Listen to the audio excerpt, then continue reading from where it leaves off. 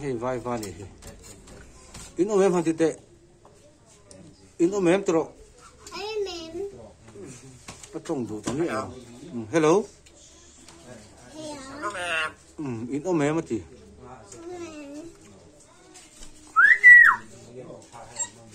Nó phồng rinh về. In ôm em.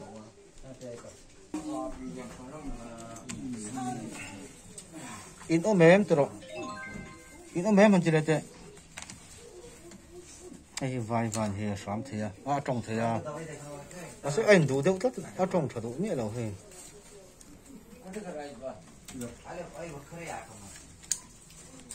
in ôm em thì đủ tôi rồi cả in ôm em thì là rồi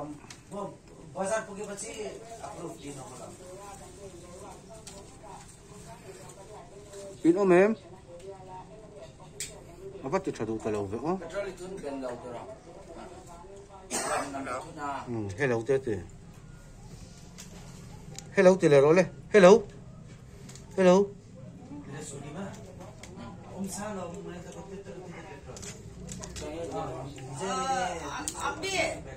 in ôm em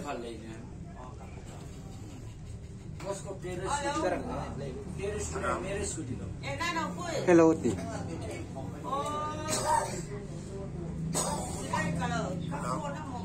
hello hello cái in biếc với là hello thì là sẽ về một gì nữa cái gì sắm những khúc mày in ôm em in ôm em thì về dễ này in ôm em in ôm sắm những khúc mày in ôm em thì là rồi em mình sẽ sấy nữa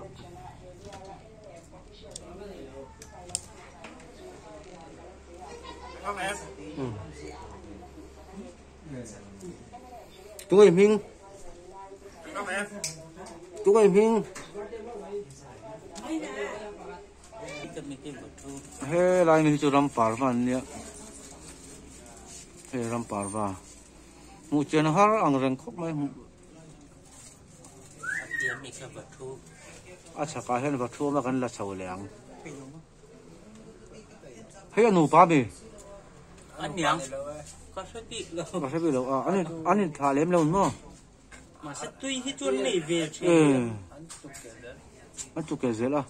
lạc vật gì là ngay mà vật thu anh gì cái ta ở đó ta hiền rampar vắt rồi kì rampar và nụ pa nó về để không có tại hiền em thấy mà cái rampar và nụ pa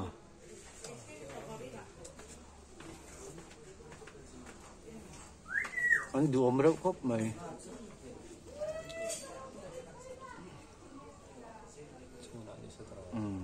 chỗ này sẽ làm sao được lấy con ạ cái ram parva địch tắc anh này thì chúa nó sạc cái nó vật kỹ cái đây vật kỹ ông về tung hay ơi Dada con này nè motor hey đây mà có suốt ôm hay là veng về tung anh này ram parva thế và thu thế hay là veng chắc à vật kỹ thế cả chăn nick anh nhiều mà hay thế hiện anh ra veng tu này he ta hiện vật hai ông về tung anh hay cần là chuộc trên đòn đây đâu sẽ số có phải tu rồi he vật hai về tung vật hai anh nghe cho anh pek tu phong hoa hem cả các khata sang khata mà này rồi phong man này luôn cái nhân chính phong hoa hem em này chú và hai aku har du mong oi da sang big box ya mai tao anh ngom hô Tập lên ừ Tại là ông to lâu tao có.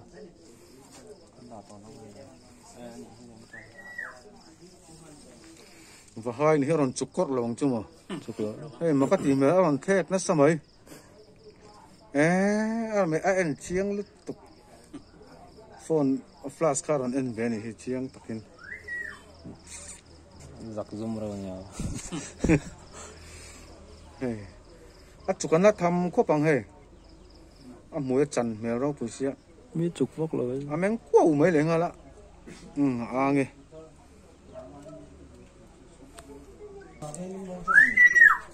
sam rất thầy khóc mê hay vai và khăn nha cần ôm em nâng ý ôm em cần ôm hello cái phone anh em biểu về hello anh thì hello sẽ về ạ hello tí thì về mày nè chú hello tí là tao chú hello anh em muốn chú số ya share har được hết rồi nè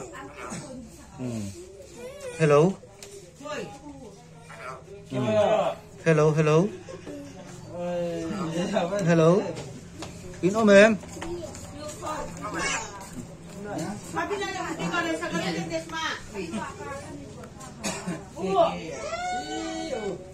cái nghe cho anh bé về thùng sapa ngồi hey tiền đó là trong sapa ai về mày này chung mặc khúc mày in ôm em mà từ đâu răng mày cô hoa đâu nghe gì chuyện nó mà muốn nhang hello hello thì để tao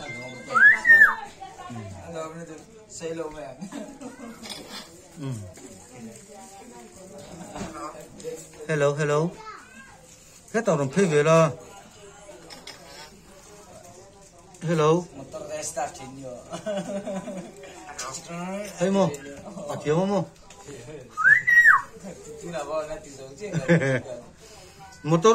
motor start riêng thế bao khát thiếu mà này chơi hiền lâu start thì này mà motor về là chuyện can chú trồng nữa thôi nghe mà này chú xây gì nó mới tiền là to anh đủ ria mà xây nó mới tiền đâu orang chung theo mình motor start tu nak kan motor start đi Asia motor azak thấy đâu có mày motor te polo alo self ve thì na alo self ve le thap thì na alo zero ve thì na ni chu chu start le ta le ro le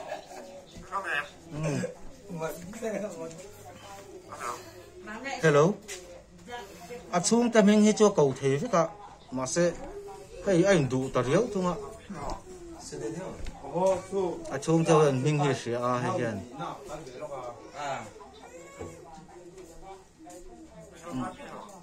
nhưng mà ni sấy le to ít ôm em mà tỷ lệ đủ to khoảng